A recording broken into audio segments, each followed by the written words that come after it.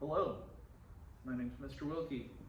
We're learning statistics. We're back. It's second semester now, so I hope everybody had a restful break and you're back and you're ready to learn. So we're going to be talking about what's called sampling variability today. But before we start that, I want to make sure we understand the difference between a couple words.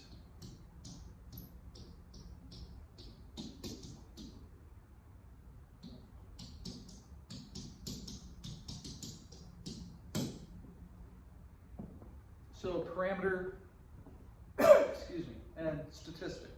So parameter, we learned the word parameter, back in when we learned normal distributions. It was a normal distribution with parameters mu and sigma. The parameters for a binomial distribution were n and p. So a parameter is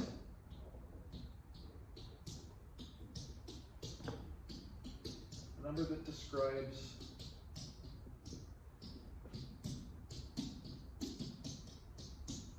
population. Okay, a statistic is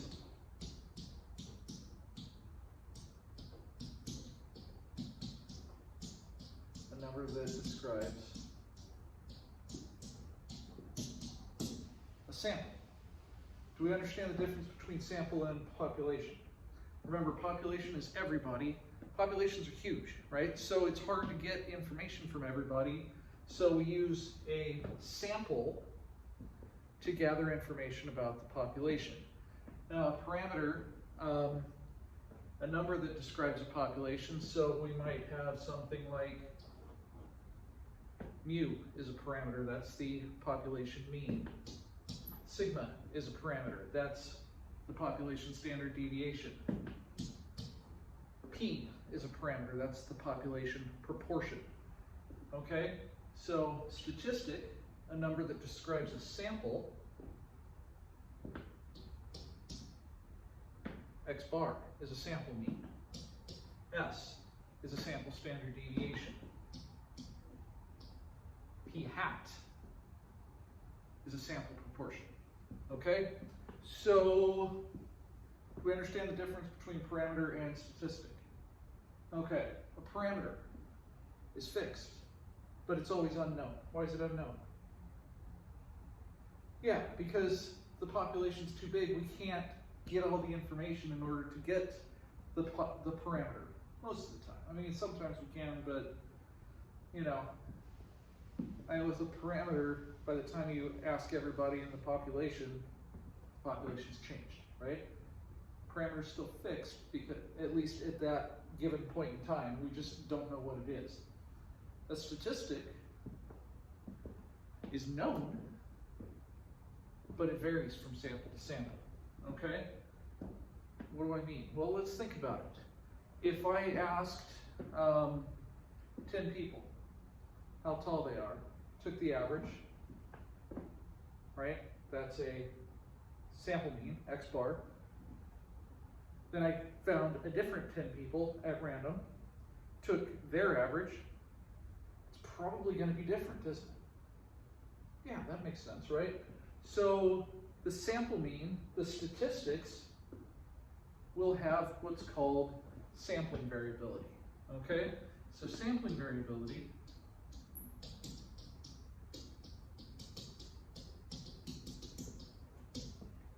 what it basically says is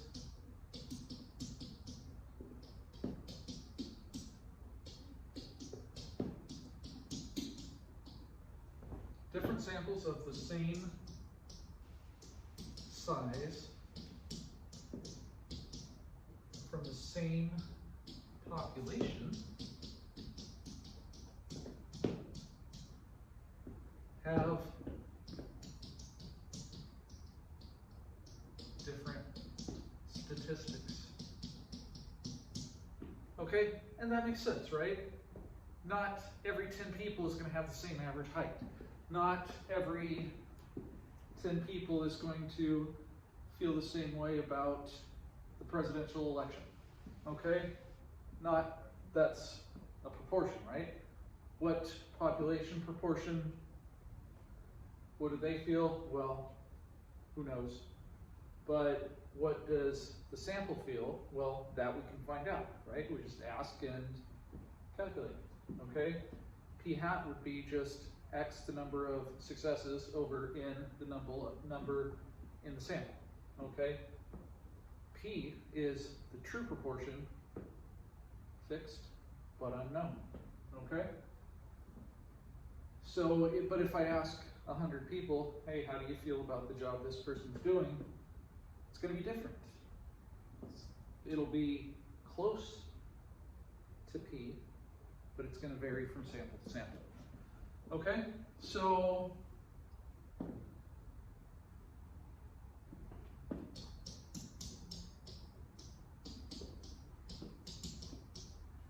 if we combine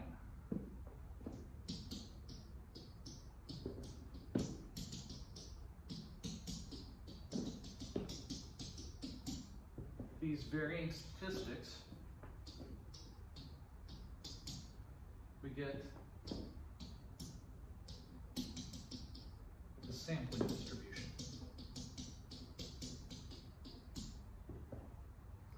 Okay, so, well, let's think about it. If I were to take the population of all possible dice rolls on one single-sided die, population would be 1, 2, 3, 4, 5, or 6, right? Sure, okay. Now, if I wanted all possibilities of size 2, I'd have 1, 1, 1, 2, 1, 3, 1, 4, 1, 5, 1, 6, 2, 1.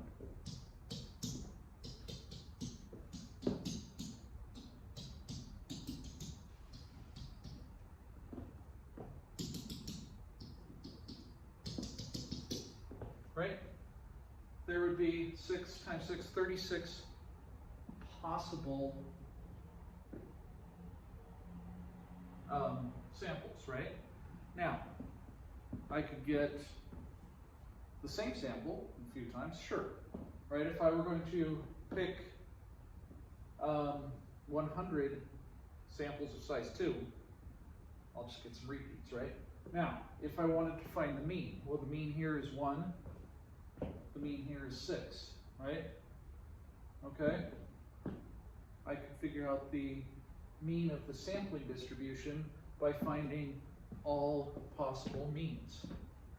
So what would that be? Well, this would be 1, 1.5, 2, 2.5, 3, 3.5, right? 2 and 1 would be 1.5. 2, 2.5, all the way down to, this would be 4, right? By the time I get over here, 3.5, 4, all the way down to 6, okay? And then if I took the mean of all of those, I would get the population. Okay? Does that make sense? So this is the sampling distribution. Now, you'll notice, of my possible means, I've got 1, 1.5, 2, 2.5, 3, 3.5, 4, 4.5, 5, 5.5, and 6. Well, how many 1s do I have? Just 1. How many 1.5s? I'm going to have 2. How many 2s? 3. How many 2.5s? And I have 4. Okay? We're going to get a sampling distribution. Now, if I wanted to describe the sampling distribution, how do I describe the distribution? Shape, center, spread, right? If this were a population of 1, the shape is uniform. If it's a population of 2, well, it's going to look symmetric single peaked. Okay? As it gets bigger and bigger, well, I think you know what's going to happen. If you don't, that's okay. We're going to figure that out later this chapter. Okay? So, but let's take a look and see what happens if we do these randomly. Okay? So if I wanted to do this randomly, I'm going to look at my calculator. So let me go to my calculator here. Okay? So what I'm going to do, let's do it size 5. Okay? So what I'm going to do is I'm going to,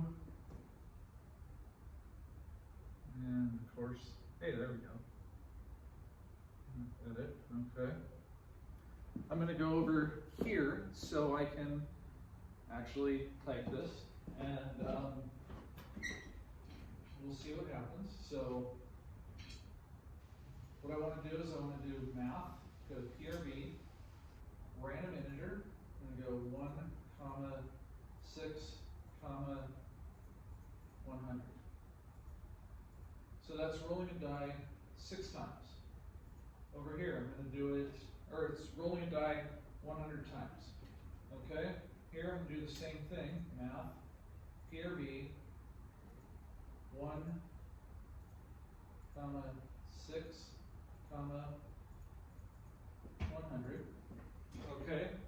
And I'm going to do that 5 more times, and then I'm going to take the average. So we're going to do some editing magic, and you can see we have our data. Now, you'll notice I did L1, L2, L3, L4, L5, going random numbers from 1 through 6. There's 100 of them. L6, I'm going to do the average of L1 plus L2 plus L3 plus L4 plus L5. And then we're going to look at L6. So let's hit enter and see what happens.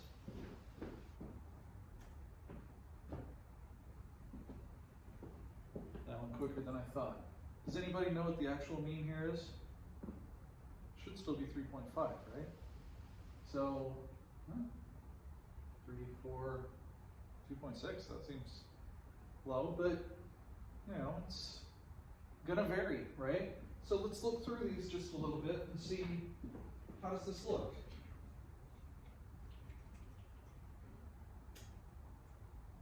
Down as low as 2. It's gonna happen, right? 1.8. Okay. A lot of 3.4s, 3.6s. Okay, so let's graph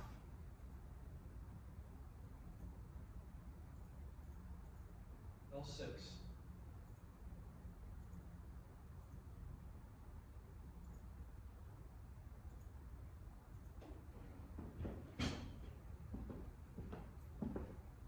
Okay, now, we got a weird bar there, but it seems pretty symmetric, right? Okay?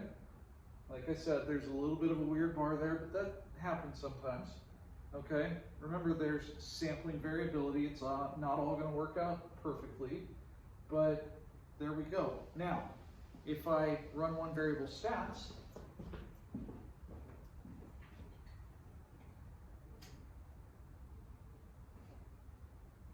let's see what happens on L6.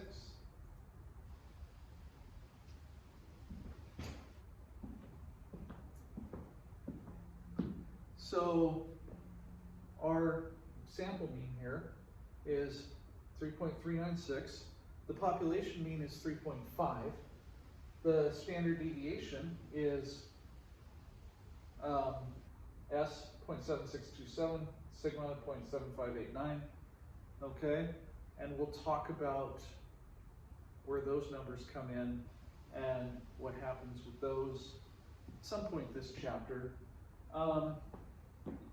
First, let's talk about what's called an unbiased estimator. Now, X bar is an unbiased estimator of mu if X bar equals mu. Is X bar equal to mu here? Not quite, but it's close, okay? So there wasn't any bias, I'd like to think. I don't know, maybe our calculator's random number generator doesn't work perfectly, but maybe it's also just chance variation. Okay? So an unbiased estimator means that the statistic is equal to the parameter. Okay? Anybody have any questions here? Okay, real quick, I want to show you something else, and it's in your book, and if you want to look at your book, page 481, I'll give you a chance to get there now. I'm going to show it up on the screen, and you'll get to magically see it right now. All right, so what we'll notice is we've got 4 targets. Estimator with high bias and low variability, low bias, high variability, high bias, high variability, no bias, and low variability.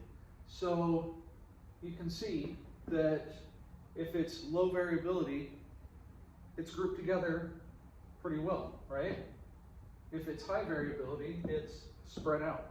Now here, low bias, it's still centered on the bullseye, but it's spread out with high variability. This one, this is what we're looking for, right? This is centered on the bullseye, right? The statistic is equal to the parameter, unbiased, right? No bias, and low variability.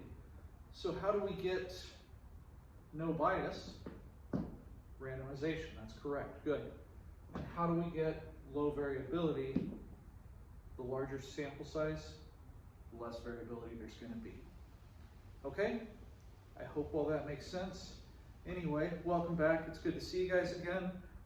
Thank you to Children of Bodom for the t-shirt. Rest in peace, Alexi. Their singer just passed away. And yeah, it's good to see you guys. Welcome back.